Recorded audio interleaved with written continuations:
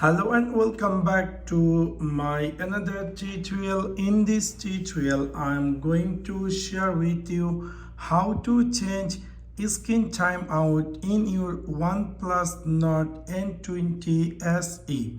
So let's take a look how to do that. You might be recently bought this OnePlus Nord N20 SE and you will notice that whenever you're keeping your phone for a while, it's very fastly going to be screen timeout, which is kinda annoying. And you might be looking for how to change screen timeout in your OnePlus Nord N20 SE. In order to do that, it's really very easy and simple. You need to click in your OnePlus N20 SE settings section.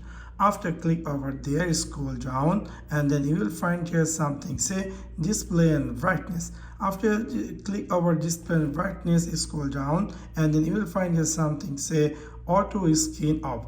By default it might be after 30 seconds the screen going to be turned off. So if you decide to change the time 30 seconds to 30 minutes, you can simply do that, but I'm going to choose here 5 minutes. So from now, if I'm keeping my phone well, this screen is not going to be timeout until it's complete 5 minutes. So within this simple way you can easily change screen timeout in your OnePlus Nord N20 SE. So that's for now.